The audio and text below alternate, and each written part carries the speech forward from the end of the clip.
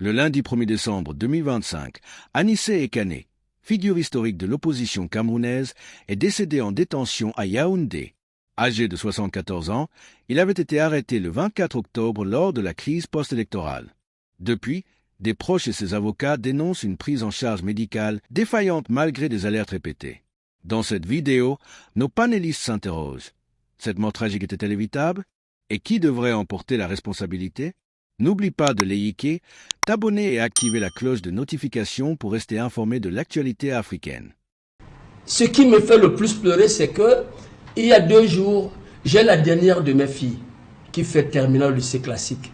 Elle s'appelle Ngonunga Sharon Aravan. Elle m'a lancé une question lancinante. Papa, pourquoi l'a-t-on arrêté? Pourquoi on l'a laissé mourir? Et cette question d'une enfant de 16 ans est lourde de sens et de conséquences.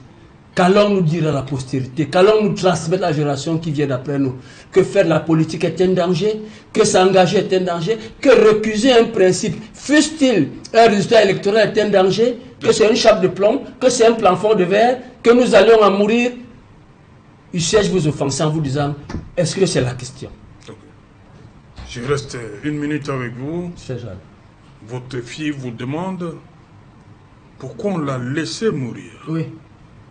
En terminale, on pense qu'on a laissé mourir Anissé Ekane. Si, c'est pour ça que cette question est profonde pour moi. Parce qu'elle suit l'actualité. Elle sait que M. Ekane était très malade. Et la question qu'on se pose, c'est que comment est-ce qu'on peut enlever un Mbassi, un homme de 74 ans, qui est très malade, et l'amener? Est-ce que Ekane Anissé avait sa place là-bas? Est-ce que Ekane Anissé était porteur d'armes? Est-ce qu'il avait une arme de destruction massive? Est-ce qu'il avait quoi? Il n'avait que ses propos. On l'a dit, il n'avait que ses propos, il n'avait que ses paroles, il n'avait que sa verve oratoire, sa joute oratoire, il n'avait que sa formation et sa stratégie. C'est ce que Ekane Anissé était. C'est la définition de l'homme, rien d'autre. Et cela soulevait les montagnes, cela faisait croire à certains Camerounais que c'est la voie la mieux à même à suivre. C'est ce qu'il était, c'est ce qu'il avait. Dans le cadre de M. Anissé, je ne pense pas que c'est son expression libre qui soit à l'origine de son interpellation. Vraiment, il ne faudrait pas qu'on rentre dans... Qu'est-ce qui est à l'origine de son interpellation? L'instrumentalisation et la désinformation. Pourquoi il a été interpellé alors? C'était un motif qui a été évoqué par les services de sécurité. Lequel? Il s'est avéré, ou alors il se pourrait que M. Anissé Ekane soit mêlé dans une activité insurrectionnelle et détenant certaines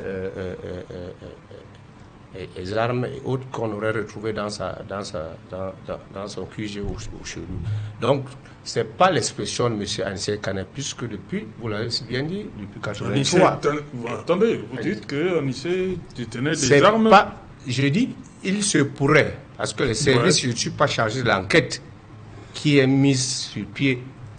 Parce que s'il a été interpellé, c'est par un motif précis que je suis en train d'évoquer, mais dont les services secrets et les forces de sécurité sont en train d'examiner dans le cadre on appelle ça sa garde à vue judiciaire. Maintenant, si il serait avéré que M. Ekane, ou alors le défunt de Kujus Ekane, serait responsable ou alors serait coupable de ces incriminations, il devrait être condamné. Mais maintenant qu'il est mort, nous ne pourrons pas dire que l'enquête s'arrêtera. L'enquête sera rendue publique.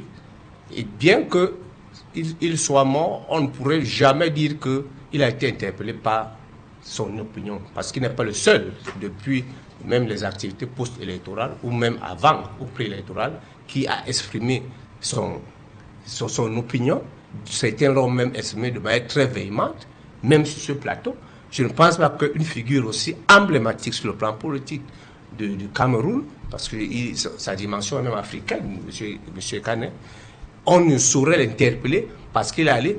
Parce que moi j'ai suivi plusieurs interviews pré-arrestation. Ça veut dire qu'avant même la tenue de l'élection, pas d'une semaine avant l'élection, où il était vraiment très pointu et véhément. Et il disait des choses graves. Mais on ne l'a pas arrêté à ce moment, on l'a arrêté après. Vous dites que c'est parce qu'il a exprimé son opinion. Je pense qu'il faut vraiment qu'on essaie de recadrer l'objet de son arrestation. Moi, personnellement, parce que nous suivons l'activité, je ne suis pas l'actualité, je ne suis pas dans le dossier judiciaire de M. Kane, puisque les éléments ne sont pas à nos dispositions. Je sais qu'il se pourrait qu'il soit impliqué dans une activité insurrectionnelle ou alors de menace à la déstabilisation, parce que on ne peut pas, dans le cadre de l'expression libre que nous faisons tous les jours, que nous exerçons sur les plateaux, dans la rue, arrêter un leader d'opinion établi comme M. Anissé Ekane. Ça, c'est très léger de dire que c'est parce que Anissé Ekane aurait tenu des propos, je ne sais pas, contradictoires ou contre-idéologiques au régime d'en face qu'il a été acté. Moi, je pense que trouvons un peu quelque chose de plus sérieux. Maintenant, s'agissant de son décès, j'ai entendu ici dire que, bon, même les enfants savent qu'on l'a laissé mourir. Nous savons très bien les circonstances de son arrestation. Je pense que les personnes qu'on a envoyées, parce que ce n'est pas le procureur de la République qui vient exercer les moyens d'arrestation d'un prévenu ou alors d'un suspect, c'est des agents ou des officiers de police judiciaire qui se déplacent le faire. Je pense que ces messieurs n'avaient pas le bulletin de santé de M. Anissé Ekane pour savoir qu'il se promène, ou alors je pense que ces agents qui sont venus interpeller M. Ekane n'étaient pas en possession du bulletin de santé de M. Ekane pour savoir qu'il se déplace ou alors il est dépendant d'un extracteur d'oxygène. À mon avis, il se serait peut-être précipité à pris les dispositions pour qu'il aille avec son kit.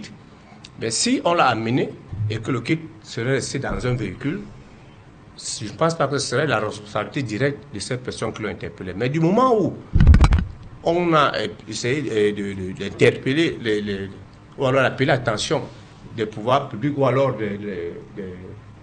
des forces de sécurité qu'il dépendrait de cette kit, de cet appareil, de ce kit, des dispositions ont été prises pour qu'il lui soit restitué.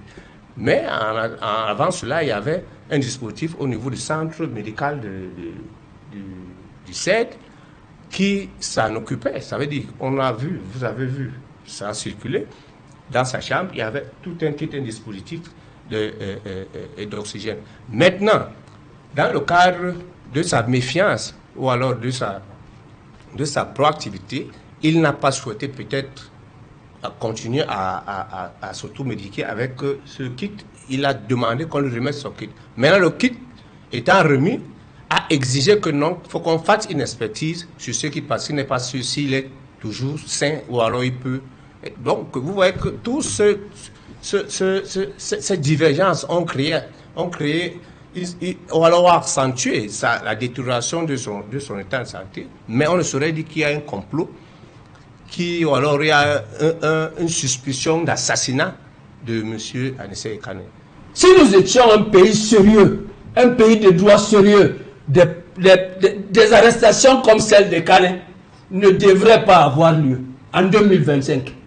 Et en plus, je m'offensais moi-même en me posant cette question. Un homme de 74 ans qui se met dans un environnement politique depuis plus de 4 décennies, qui est connu de tout le monde, avec un code de procédure pénale aujourd'hui qui pose un principe clair, que la liberté, c'est le principe. La garde à vue, c'est l'exception. Pourquoi est-ce qu'avec un quantum de loi pareil, avec tout ce que nous avons, on peut arriver à cela? C'est l'ensauvagement du régime, c'est long. Tu sais, rien d'autre, il faut qu'on se le dise très sincèrement. Nous autres, on n'a plus rien à perdre. Aujourd'hui, on est presque sexagénaire. On n'a pas peur. On peut sortir d'ici et être embassé, être amené même ailleurs. Mais la vérité, c'est elle qui doit nous amener quelque part. Parce que si elle n'est pas dite, parce que tout ce qu'on dit, les enquêtes, il y en a eu une kyrielle au Cameroun, aucune enquête n'a jamais prospéré au Cameroun. Nous ne pouvons pas, nous les UP6, nous la famille UP6, qui avons perdu l'un des plus grands d'entre nous, croire un seul instant à une once d'enquête. quelle que soit l'autorité, parce qu'au Cameroun, il n'y a aucune institution crédible. Aucune. Je le dis avec véhémence. Aucune institution crédible. Alors, quel que soit ce qui se fera, la lumière ne sera jamais faite sur le décès de Kadhafi. Ça, je peux vous le garantir ici. Jamais. Parce que, mais Monseigneur Bala est mort. Si je fais un parallèle, Monseigneur Bala est un évêque de l'église catholique. Alors, si je fais un parallèle, en termes d'entre-gens et en termes de rapport de force, l'église catholique a un rapport de force plus puissant que nous autres. Si la lumière n'a pas été faite sur le décès de Monseigneur Bala, vous voulez me faire croire que c'est celui que ça va se faire? Ça ne se fera pas. Il aurait été souhaitable qu'on aménage un environnement politique sérieux, sain. Le professeur Sobala dit que dans notre constitution, dans notre loi fondamentale, il manque le régime de l'opposition. C'est important. Et vous l'avez dit tout à l'heure, Serge Alain Autou. Vous avez posé la question. Nous sommes dans un pays où, et je vous réponds de manière péremptoire, nous sommes dans un pays dans lequel ceux qui tiennent le pouvoir nous considèrent comme des animaux. Merci d'avoir suivi ce débat autour du décès d'Anissé Ekane. Si cette affaire soulève autant de questions, c'est qu'elle touche au cœur même de la justice et des droits fondamentaux. Partagez avec nous ton avis en commentaire. À bientôt sur ta chaîne pour un nouveau débrief de l'actualité africaine.